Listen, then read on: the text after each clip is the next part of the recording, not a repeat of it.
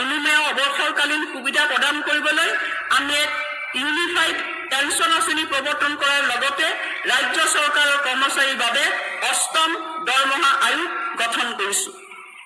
আমি অংগনবাড়ী কৰ্মীৰ মাহিলী পাৰিতোষিক ৬,৫০০ টকাৰ পৰা ৮,০০০ টকালৈ, অংগনবাড়ী সহায়িকাৰ পাৰিতোষিক ৩,২৫০ টকাৰ পৰা ৪,০০০ টকালৈ, পোষণ ৰান্ধনিৰ পাৰিতোষিক ১৫০০ টকাৰ পৰা ২,০০০ টকালৈ বৃদ্ধি কৰিছোঁ।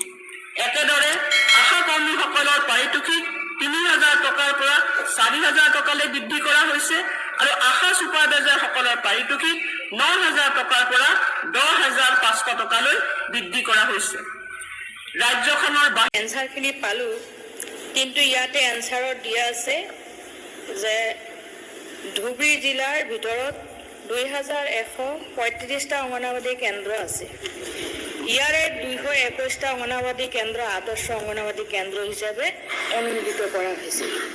কিন্তু মোৰ প্ৰশ্নটো হৈছে, ছাৰ, ধুবুৰী জিলাত থকা ২,১৩৫টা অংগনবাড়ী কেন্দ্ৰৰ মাজত ২২১টা আদৰ্শ অংগনবাড়ী কেন্দ্ৰ উন্নীত কৰা হৈছে।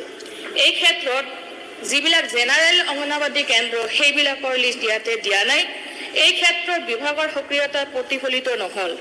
চলিত বৰ্ষত ধুবুৰী বিধানসভা সমষ্টিৰ ক্ৰমে আধা অংগনবাড়ী কেন্দ্ৰ আদৰ্শ অংগনবাড়ী কেন্দ্ৰলৈ উন্নীত কৰাৰ পদক্ষেপ গ্ৰহণ কৰিবনে?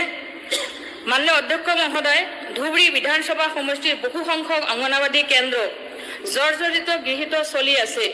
উক্ত কেন্দ্ৰসমূহৰ অগ্ৰাধিকাৰ ভিত্তিক গৃহ নিৰ্মাণৰ ব্যৱস্থা কৰা হ'বনে?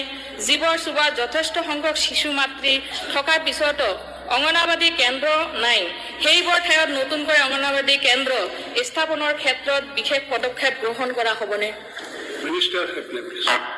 সন্মানীয় অধ্যক্ষ ডাঙৰীয়া, এই আদৰ্শ অংগনবাড়ী কেন্দ্ৰ স্থাপনৰ আঁৰৰ মূল মানুহজন হৈছে অসমৰ মাননীয় মুখ্যমন্ত্ৰী ডক্টৰ হিমন্ত বিশ্ব শৰ্মা ডাঙৰীয়া আৰু ইয়াৰ ইমপ্লিমেণ্টেশ্যনৰ মূল ব্যক্তিগৰাকী হৈছে সন্মানীয় অজন্তা নেওগ ডাঙৰীয়া।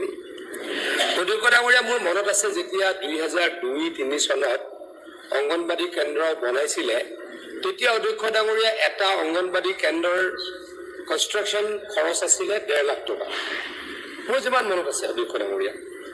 অধ্যক্ষ ডাঙৰীয়া, আজি আমি তাৰ ১৮ বছৰ, ২০০২-০৩ হৈছিলে, আমি ২১ৰ পৰা বনালোঁ।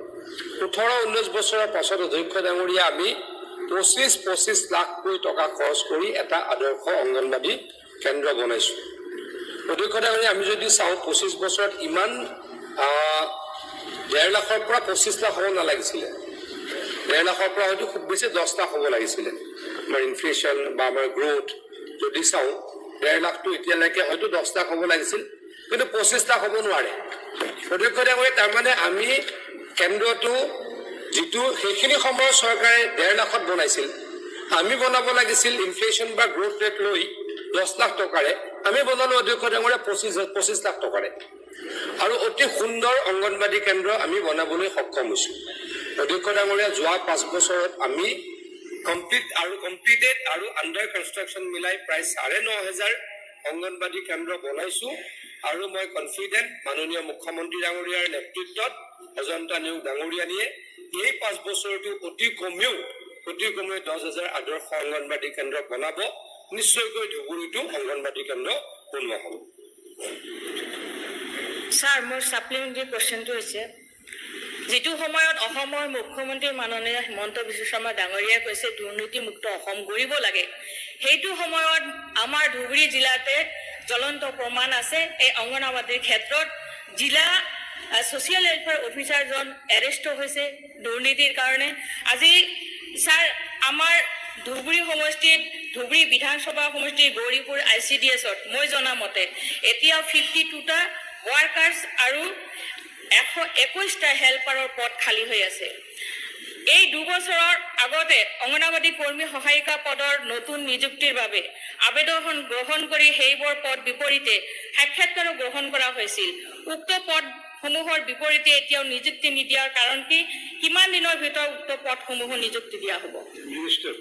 সন্মানীয় অধ্যক্ষ ডাঙৰীয়া, মাননীয় সদস্যগৰাকীয়ে হিমন্ত বিশ্ব শৰ্মা ডাঙৰীয়াক আচলতে ধন্যবাদে জনাইছে ইনডিৰেক্টলি। তেখেতসকলে দুৰ্নীতিৰ বিৰুদ্ধে হিমন্ত বিশ্ব শৰ্মা ডাঙৰীয়াৰ শূন্য সহনশীল এটা নীতি আৰু তেখেতসকলে দুৰ্নীতি চলি আছে আৰু কৈ দিলে এৰেষ্টটো হৈছে ডিষ্ট্ৰিক্ট ছ'চিয়েল ৱেলফেয়াৰ অফিচাৰজন। মানে আমাৰ চৰকাৰে দুৰ্নীতি নাইকিয়া কৰিবলৈ দুয়োগৰাকীক ডিষ্ট্ৰিক্ট ছ'চিয়েল ৱেলফেয়াৰ অফিচাৰগৰাকীক এৰেষ্ট কৰিছে। গতিকে আমি দুৰ্নীতিৰ বিৰুদ্ধে কঠোৰ ব্যৱস্থা হাতত লৈ থাকিম। অধ্যক্ষ ডাঙৰীয়া, আমি এই গোটেই কথাখিনি চালি জাৰি চাই আমি কিমান